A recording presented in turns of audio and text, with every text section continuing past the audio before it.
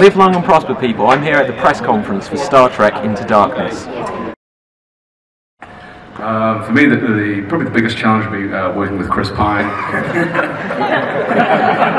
I think it was learning my lines and saying those big words at JJ speed was the hardest challenge. Which way to do my hair was the hardest thing. Straight or curly or long with bangs or sort of a ponytail. Or maybe no hair. I think really the biggest challenge for me was Benedict's hair, because there were a lot of challenges in terms of the production, because the movie, the action and set pieces are so enormous, and despite having a healthy budget, the opportunity of, to figure out how to make these sequences come to life and look authentic. We didn't want to do a green screen or blue screen movie where it felt like it was people acting in front of nothing and you could feel it and taste it. We wanted to make it feel real. But the biggest challenge, I think, day to day was the tone, was balancing the epic scale, the action, the set pieces with the intimacy, the comedy, the emotion, and that was luckily mitigated by the fact that we have an extraordinary cast, 57 of whom are on stage today. I think as the oldest member of the crew, the challenge for me was remembering to take my arthritis medicine and insert and remove my catheter, which unfortunately had an ally in Alice. We're all friends.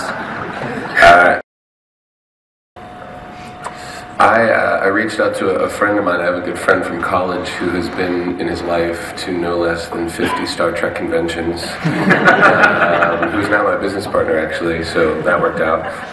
And I asked him to compile for me a booklet of information on the history of Vulcans and the life of Spock and the family tree, and we began to enter into a session of tutorials, which lasted only until the time when it was announced that I was going to play Spock, which was maybe another month and a half or 2 months later, and that's the first time that I met Leonard Nimoy. And then I fired my first tutor in favor of the second, who is a general kind of challenge for me playing Spock, who is often erroneously assumed to have no emotion, and so to cultivate an inner life and convey actually the fact that there is quite a deep well of emotion in this character is a consistent challenge. But I would say shaving my eyebrows takes the cake. And I got the bangs covered, Benedict, so you don't have to worry about that. I smuggled back the entire Enterprise piece by piece, rebuilt it in my garden. No, on the first film, we were like every day we'd hand back our badge and I have a Starfleet ring, communicator phase of that whole thing. You'd hand it in to an armed man at the end of the day before you could leave the set. It was all very, this one, I stole my badge. Yeah, what are you going to do? It was on my costume when I got back to my trailer, and it's a beautiful little brass thing. I'll bring it in the next time, JJ. And I put it in my bag. The production design on this film is extraordinary. It's so detailed and beautiful, and every prop is like a wonderful toy. I got to carry a phaser this time, and that was like a dream come true. And if I could have stolen that, I would have. But I was wrestled to the ground by a large woman. And so it swings around. During the first movie, similar to having to hand in our accessories at the end of the day, we would also cut up every pair of ears that I wore and throw them into the garbage, which I felt was just so wasteful.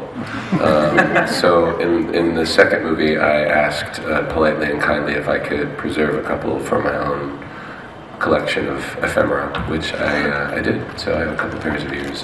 In particular, one pair that I wore during the fight scene that we had on the trash barge, which is speckled with green blood.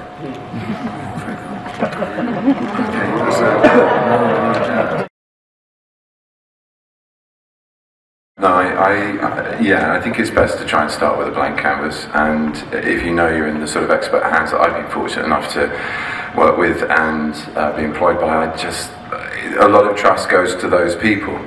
So whether it's Mark and Steven rebooting Sherlock, and giving a modern day twist to a much loved Victorian hero.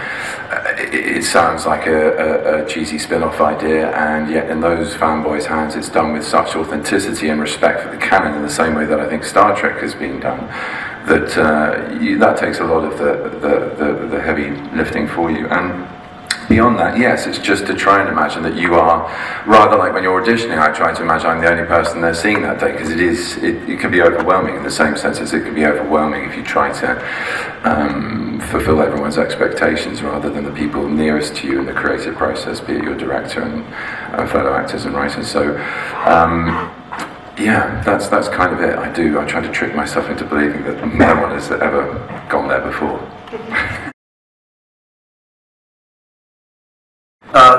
When I was a kid and saw Star Wars for the first time, it blew my mind.